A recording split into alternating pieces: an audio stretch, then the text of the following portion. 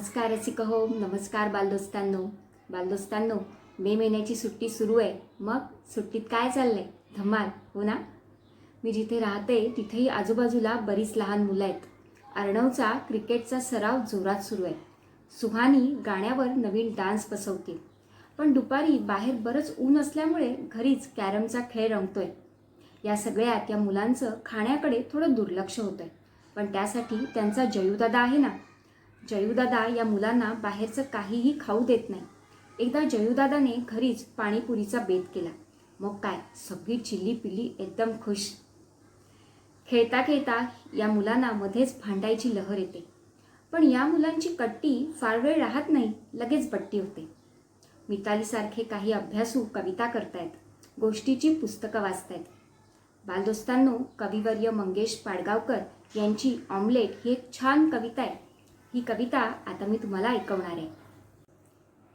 कोंबडीच्या अंड्यामधून बाहेर आले पिल्लू, अगदी होते छोटे आणि उंचीलाही टिल्लू. कोंबडी म्हणाली पिल्लू बाय, सांग तुला हवे काय?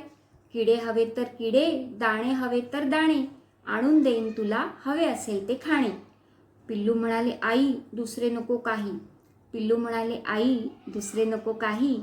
छोट्याशा कपामध्ये चहा भरून दे, मला एका अंड्याचे ऑमलेट करून दे. कविवर्य मंगेश पाडगावकर यांची ऑमलेट ही कविता आता मी तुम्हाला ऐकवली.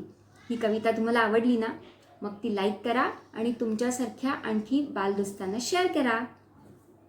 मंगेश पाडगावकर यांना जेव्हा विचारत की तुम्ही मुलांसाठी कविता का लिहिता, तेव्हा ते म्हणत, कविता लिहिताना, कविता वाचताना, कविता स्वतःशी गुणगुणताना त्यांना अतिशय आनंद होतो.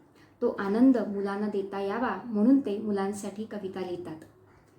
बालदोस्तांनो, कविवर्य मंगेश पाडगावकर यांचे झुले बाई झुला, सुट्टी एके सुट्टी, आता खेळा नाचा हे बालकविता संग्रह आहेत. या सुट्टीत ते वाचा, या कवितांचा आनंद घ्या. आजचा कार्यक्रम इथे समाप्त होत आहे. पुन्हा भेटू. नमस्कार.